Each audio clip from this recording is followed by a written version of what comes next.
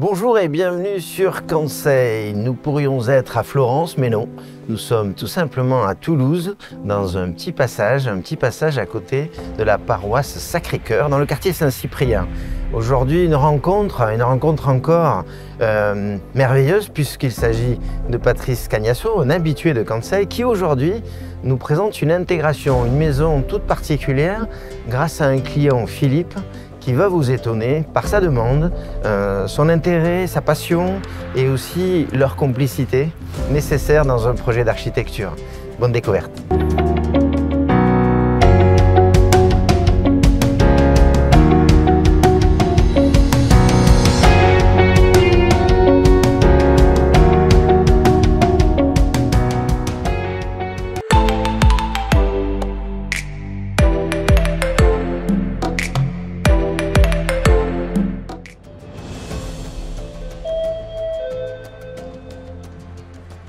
Bonjour Stéphane.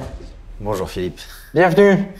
Merci. Je viens juste de parcourir le petit passage de la paroisse à côté. L'impression que j'ai eue tout de suite en arrivant, c'est me dire il y a une découverte architecturale ici, une présence quoi.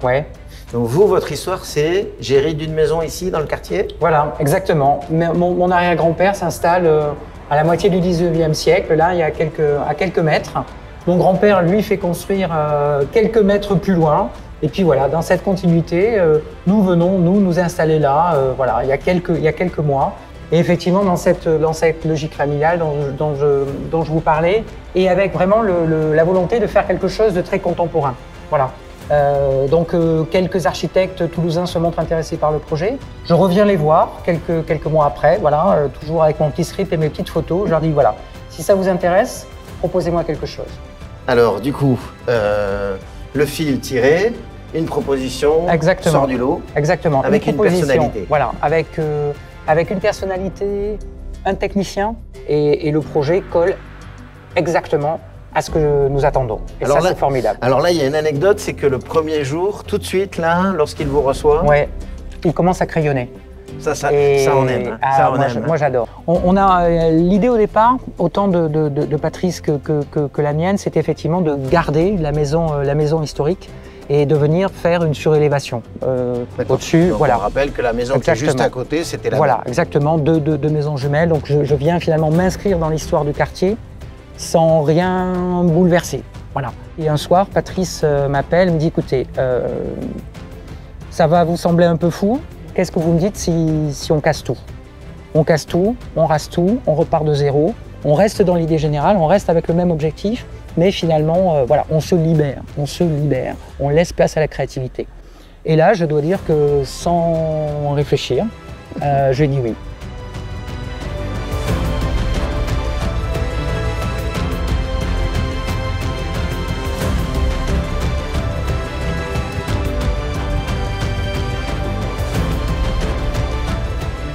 Et effectivement, c'est une maison qui se vit avec les éléments.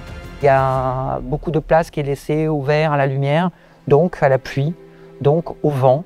Et c'est ça que j'espère, à la neige. Et qu'on ait voilà, ce sentiment de protection.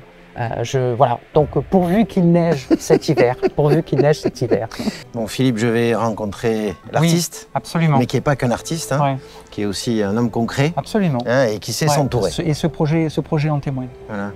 Bravo, vive les maîtres d'ouvrage comme vous. Merci beaucoup. Salut, merci beaucoup.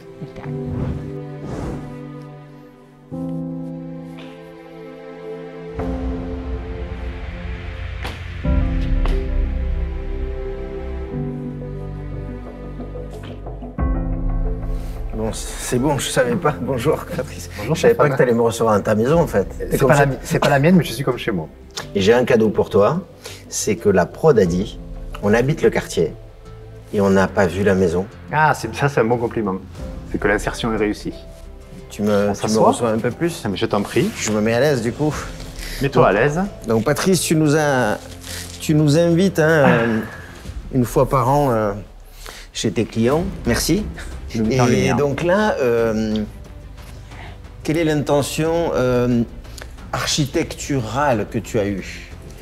L'idée, je pense, c'est un mot qu'avait eu Philippe, c'est le côté hors d'atteinte protéger la vie privée. Mais on est au cœur d'un quartier très vivant, donc l'idée c'était vraiment de faire une maison. Dès qu'on passe la porte, on est chez nous, on est dans un écrin protégé, d'où la double peau en béton. On est vraiment dans un bunker protecteur, un écrin. L'idée c'est vraiment de faire un projet à taille humaine, où on a poussé les concepts qui me sont chers, comme vivant heureux, vivant caché, la lumière zénitale, la matière, les belles perspectives. La palette des matériaux est limitée au minimum, que du béton. Résine au sol, là. Sol béton. Sol béton. Sol béton. Ouais. Plafond béton, mur béton. Mais béton, c'est une double peau en béton avec l'isolant intégré. Ce qui nous permet d'avoir du béton à l'extérieur, du béton à l'intérieur et l'isolant qui est coincé entre les deux lames de béton. Parle-moi de cette rue, parce que... Alors la rue intérieure, elle est arrivée au premier rendez-vous avec Philippe. En fait, la maison existante, il y avait déjà la porte d'entrée au même endroit et un couloir. Et j'ai dit, on va garder la structure, la colonne vertébrale de la maison existante. On va faire le projet autour de ça. L'escalier. L'escalier, tout simple. Pareil, le garde-corps, c'est du fer à béton de 32. C'est vraiment on ne fait pas plus simple. Et du coup, ça devient un bijou. Comme une œuvre en acier brut. Cette rue intérieure, moi, j'ai tendance à dire aussi que c'est toujours comme une galerie d'art. C'est-à-dire qu'il y a de l'éclairage zénital, on peut y mettre des tableaux, et en fait, l'escalier devient une œuvre dans cette galerie. Donc on a refait une rue intérieure. Je dis la rue intérieure parce qu'en fait, comme il y a la verrière au-dessus, on est vitré sur les 20 mètres de long, on a l'impression d'être dehors tout en étant à l'abri. La perspective, en fait c'est la colonne vertébrale vraiment qui dessert toutes les pièces, qui s'égrènent autour de cette rue intérieure, où on a le séjour ici, les chambres à l'étage, les salles de bain au milieu qui sont éclairées par du zénital, et les chambres qui donnent de chaque côté avec des patios pour être protégés des vis-à-vis de la ville et des voisins. Alors parlons-en des chambres, parce que de toutes les chambres que j'ai vues, je trouve que c'est celle qui est, tout en étant fermée, oui, et la plus ouverte. Ben c'est ça. En fait, elle est ouverte sur la rue intérieure, donc il y a vraiment un phénomène de rue, par ce grand vitrage fixe, et elle est ouverte sur, sur le patio avec le galandage, qui doit faire 1,50 m de profond, mais qui est végétalisé. On a un côté dedans, dehors, et surtout, ben, j'ai envie de dire, on peut être à poil, personne ne voit. Et pourquoi ce fil d'eau le long? Alors ça, c'est une idée pareille. Quand j'ai dit qu'on avait poussé les concepts au bout, c'est pour prolonger la perspective dès la porte d'entrée.